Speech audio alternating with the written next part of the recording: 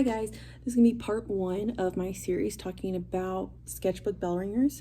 So first thing I want to talk about is what is a Sketchbook Bellringer, because I've gotten that question a lot, how I do it and everything. So I'm going to break it up into different questions. So first, what is it?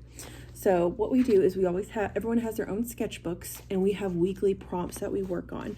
So it is a bell ringer in the sense that we work on it every single day. The first 10 minutes in my class, they come in, grab their sketchbooks out, whatever material they need to use to work with it, and just start working. They don't wait for instructions or anything. They just work right away. So what it looks like is that each week they have a prompt that they're working on. So this prompt right here for one of the weeks was create a name design using line, positive, negative space. So they use those three terms to create a piece of artwork. So what we do is that we break it up on each week. Each week they have Monday, they write the definitions down. We talk about the prompt, what it is, my expectations. And then on the other side, Tuesday through Friday, they work on the actual artwork. So each week they get one kind of prompt done. Definitions on Monday, Tuesday through Friday, they do the artwork. So that's kind of how we set it up. Next question I want to answer is the why. Why do I do Sketchbook Bellringers for my classroom? In previous schools before, I have used Sketchbook a lot in my classes, but in different ways. Here at the school that I'm currently at now, they require or ask that we create a bell ringer for kids, so whenever they come into your classroom, they have something they should be doing. They're not waiting around for you, goofing off in any way. They should come in, start working right away. So that was kind of the starting point. Then for our district wide, we have lots of schools in it. All the middle schools decided that our main focus for our students should be learning about the elements of art. They really want us to hone in and focus on them. So we kind of combine those two together. Let's use our sketchbook and bell ringer time to focus on those elements of art. So where I talked about we do one prompt per week and do definitions, a lot of times those definitions have to do with the elements of art. We'll sprinkle some other art related terms too in there to show them, but the main focus is going to be the elements of art. So for example, this page right here, our focus was texture. So we talked about implied texture versus actual texture. So we spent Monday writing those definitions down. And they also added in collage for this piece. And then they spent the rest of the week working on a design or artwork that had to do with that piece. So for ours, we talked about creating a portrait of an animal, but they had to be both implied texture and actual texture on the artwork. So it gives them a little free choice sometimes with the prompts too. So they got to pick what animal they're going to use. They get to pick what materials they get to add on to that piece. So we don't just make everyone draw birds. They could, draw whatever animal they'd prefer for that week.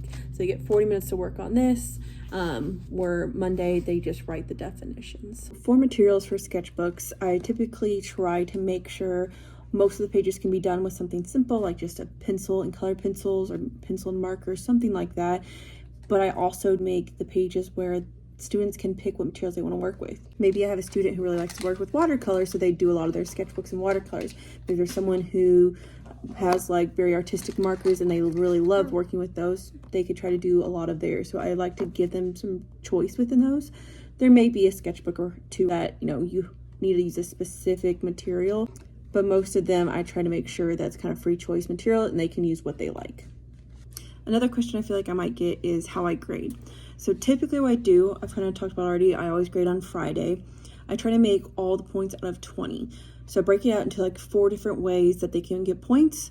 One is by definition. So on every Monday, they're supposed to write their 3 definitions. I give them 5 points for having that done. So maybe someone's lazy and just does not do the definitions at all one week. They would lose 5 points for not having their definitions. Maybe a student got lazy and didn't write all the complete sentences, might take up a point or 2. Maybe they only did 1 or 2 definitions, so I might take off some points. But in general, 5 points for all 3 definitions. Then the rest of 15 points is based on the artwork. They get 5 points for having a full page design, so they didn't draw very small in the corner and leave a bunch of white space. So full page design, I give them 5 points for working all week.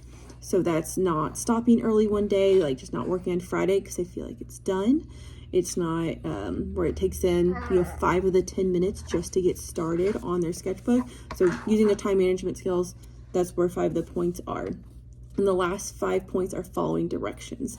So for example, this example that I have is for your sketchbook prompt where they create a robot out of geometric shapes and using the primary colors.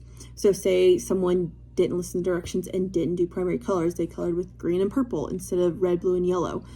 Could take some points off. Typically I might just take like maybe 2 points off.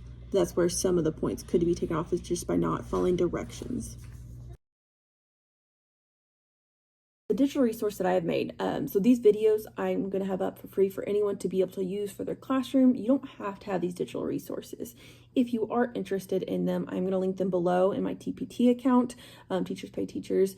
If you want to do it, you can. You don't really have to. To me, I just like it because I have it up on the board each and every day. But each video will have the 3 definitions, the prompt list, and everything. So it's not something you have to have. But if you want it, they are there on TPT if you would like. So how I find it helpful, because this is something you want them to come in each and every day and not wait for you to do instruction, is having something up on the board for them to be able to look at and know what's going on. So for me, I put it up on a smart board where I have the prompt. I have a sentence of what the prompt is. I have the 3 definitions of what they are going to be writing down on Monday. And then I have visual examples, some photos. It could be a photo of my own work. It could be photos that I found on the internet that I compiled together of things that I think would be helpful for them to look at as visual examples. So I have it up on the smart board. I also post it each week on Google Classroom. Optional, what you could do, one, if maybe you don't have a smart board or for some reason you can't use it to have it up there every single day, you could write things up on the board if you'd want. To me, that takes too much time. But how I have the presentations online, you could print them out. I've done this different weeks. So I'll show this one right here. So this one says, fill the page with a detailed drawing of your favorite food, focusing on the texture. So 3 definitions for this week are actual texture, implied texture, and composition. So I have the prompt, sentence for the week, I have the 3 definitions up on the board, and then 3 visual examples. This is what I do if I have a sub where I print it out and I have it on the table for them. Because my subs don't always have access to the internet and the smart board, I had this printed for them, and it's kind of nice to be able to have on the table. So sometimes I will, you've probably seen these before, these little plastic sheets that you can slide them in. You could have this each and every day where you have this out for the students to look. If you don't have access to that smart board, your kids don't bring their Chromebooks with them for Google Classroom. I think I answered all the questions that I've gotten about Bellringers lately and how I set it up. Obviously, they're probably gonna have more questions than what I've kind of gone over. This is just trying to help anyone who's wanting to do something similar kind of have the facts of how I kind of run it. But if you do have questions, comment below. I can answer it probably pretty quickly that way. And if there's enough questions, maybe I'll compile them together and do like a part 2 of going back and answering all the questions about these Bellringers. But my goal for these videos now, I'm gonna have this introduction video, and hopefully with this introductory video, I am also going to have videos about name design. So doing to me, I do this the very first week, working out some kind of name design for their first page. So I'm gonna have a video about that. It should already be hopefully posted with. Also, hopefully with these videos, I'm gonna also have my very first week that I'm doing with my current 5th and 6th graders. My 7th graders will probably be doing this name design. My 5th and 6th graders are going to be doing this line landscape. So I'll have a video about that. So if this is something you want to do, I'll already have the first week up of doing line landscape, and so I talk about all the definitions that go along with it, and then I'll have a video too of me going step by step through this. So if you find these helpful, you're welcome to use these the first couple weeks of school to get you started, and then my goal will be for every single week to have the next one ready. I'll probably try to be ahead of the game and have it way up in advance, but minimum I will have one each and every week.